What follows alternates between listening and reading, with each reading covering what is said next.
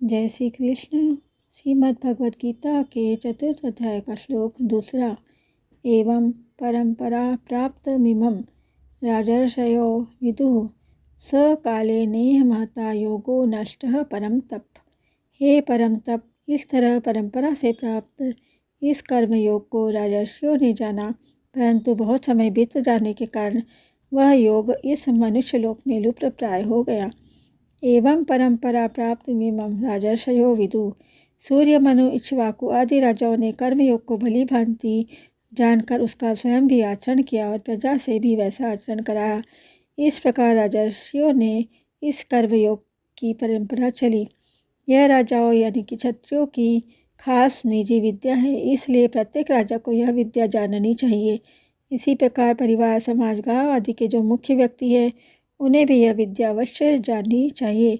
प्राचीन काल में कर्मयोग को जानने वाले राजा लोग राज्य के भोगों में आसक्त हुए बिना सुचारू रूप से राज्य का संचालन करते थे। प्रजा के हित में उनकी स्वाभाविक प्रवृत्ति रहती थी।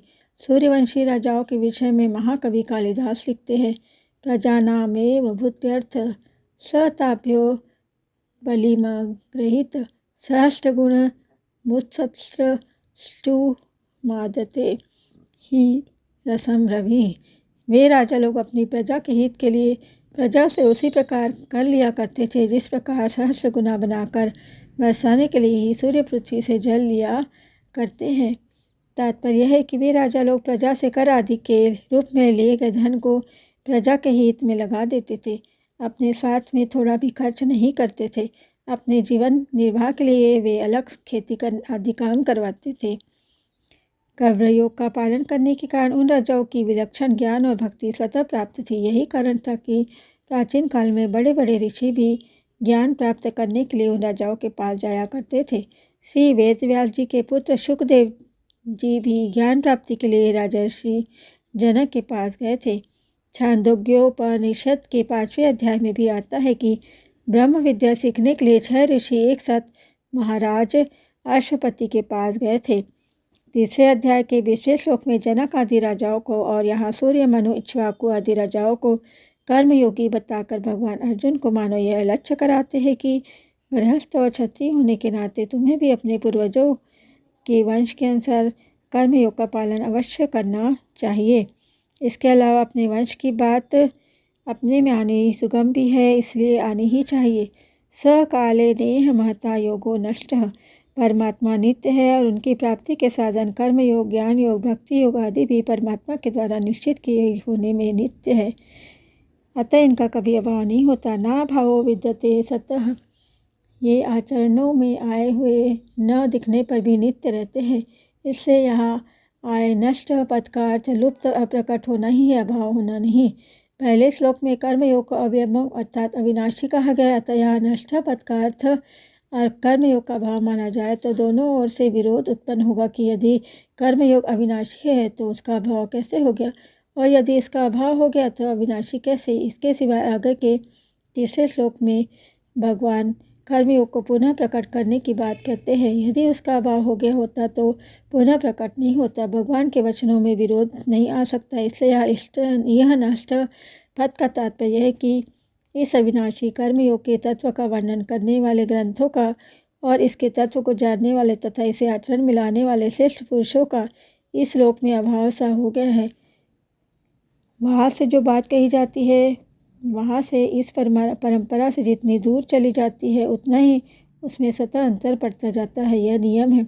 भगवान कहते हैं कि कल्प के आदि में मैंने यह कर्मयोग सूर्य से कहा था, फिर परंपरा से इसे राजर्षियों ने जाना, अतः इसमें अंतर पड़ता हो कर गया और बहुत समय बीत जाने से अब यह योग इस मनुष्य लोक में लुप्त प्राय हो गया है।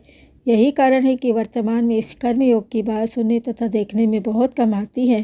कर्मयोग का आचरण लुप्त प्राय होने पर भी उसका सिद्धांत सदैव रहता है, क्योंकि इस सिद्धांत को अपनाए बिना किसी भी योग का निरंतर साधन नहीं हो सकता। कर्म तो मनुष्य को मात्र को करने ही पड़ते। हाँ, ज्ञान योगी विवेक के द्वारा कर्मों को नाशवान मानकर कर्मों से संबंध विच्छेद करता है और भक्ति योगी कर्मों को भगवान के अर्पण करके कर्मों से संबंध विच्छेद करता है। अतः ज्ञान योगी और भक्ति योगी को कर्मयोग का सिद्धांत तो अपनाना ही पड़ेगा, भले ही वे कर्मयोग का अनुष्ठान न करें।